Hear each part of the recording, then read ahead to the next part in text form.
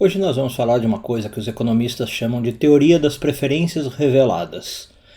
É uma ótima ferramenta para a gente analisar o comportamento dos outros, mas também principalmente o nosso comportamento e descobrir quais são as suas verdadeiras preferências.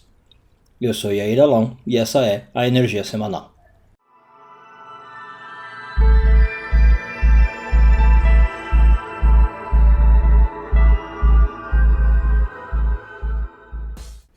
Bom, os economistas têm o princípio que eu falei no começo do vídeo, um princípio, uma teoria que chama teoria das preferências reveladas. Basicamente esse princípio diz uma coisa que a Kabbalah já fala há muito tempo, mas que os economistas acham que descobriram. O princípio diz o seguinte: se você quer analisar o que uma pessoa realmente quer da vida, você deve olhar para os atos dela e não para as palavras. Por quê? Palavras é muito fácil você mentir, você forjar.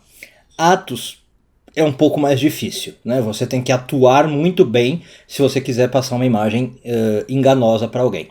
Então, vamos lá, vamos dar alguns exemplos. Vamos supor que uma pessoa fala assim: eu sou muito preocupada com a minha saúde, eu sou muito preocupada em ter um bom estilo de vida e viver longevamente, né? E aí você vai olhar essa pessoa, ela fuma, ela come mal, ela não se exercita, ela come fritura, esse tipo de coisa. Então, há uma desconexão entre o que essa pessoa está dizendo e o que essa pessoa está fazendo, né? É um caso aí berrante, mas pode acontecer em várias coisas. Uma pessoa pode falar assim: eu acredito muito numa causa X, sei lá, causa ambiental, ou a causa animal, ou a causa, sei lá, antipreconceito, e aí você vai ver a vida dela, detalhes, né? E os atos não mostram isso. Então, a gente tem essa ferramenta de análise, vamos chamar assim, né? Que é muito importante que a gente tenha em mente. Não tanto para a gente analisar os outros, porque a gente não precisa também ficar julgando os outros, a gente não veio aqui para isso, né? Mas para a gente ficar julgando a nós mesmos. Em que sentido? Em especial, queria pegar uma frase da porção dessa semana, que diz o seguinte. A frase fala o seguinte, literalmente ela diz: Ve'aya ekef tishmeun, que traduzindo seria assim: se você ouvir diligentemente os meus mandamentos e seguir nos meus caminhos, é Deus falando para Moisés, né?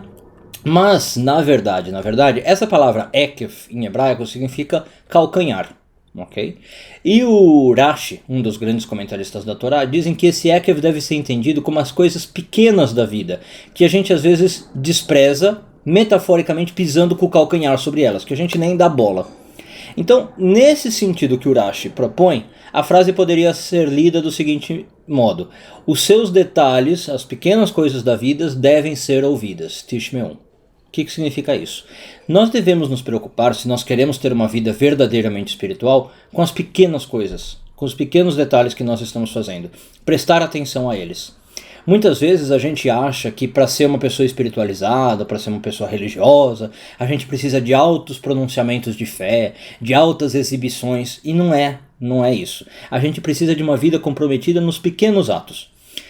Uma vez eu vi uma pichação de muro muito interessante que dizia mais ou menos o seguinte: não adianta você fazer yoga e não cumprimentar o porteiro. Eu acho essa uma frase genial, porque realmente ela trata disso que nós estamos falando. A pessoa que vai fazer yoga, teoricamente, está mostrando o quê?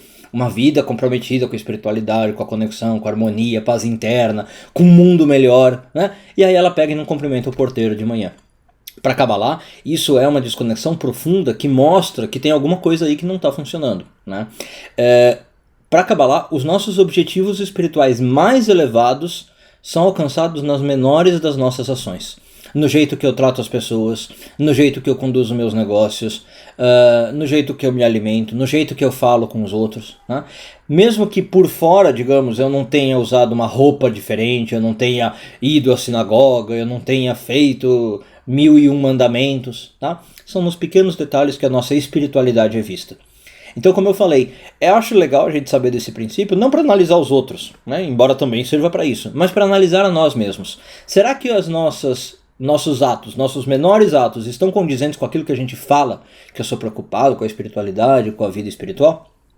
Eu, particularmente, não sei quanto a vocês, mas eu já vi muita gente se definindo, claro, como religioso ou como não religioso, né? A pessoa chega para mim e fala: eu sou religioso ou não sou religioso. E eu já vi muitas vezes que as pessoas que eram religiosas ou que se definiam como religiosas, né, são aquelas que menos, na verdade, a meu ver, se preocupavam com uma vida realmente espiritual. E as pessoas que se diziam não religiosas eram aquelas que às vezes tinham os mais altos padrões de moral, de ética, de fé, né? São pessoas que realmente tentavam fazer alguma coisa boa no mundo, mesmo se dizendo não religiosas. Então, assim, muito cuidado também com esse discurso de quem vem pra você te vendendo uma etiqueta, né? Eu sou o X. Se você quer ver o que a pessoa realmente é, olhe para os atos dela, não para as palavras.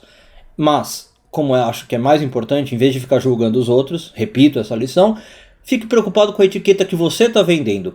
A etiqueta que você vende verbalmente está batendo com a etiqueta que você vende através dos seus atos? Se você achar que não, dê uma trabalhada nisso aí. Uma boa semana a todos, Shavua Tov e tudo de bom.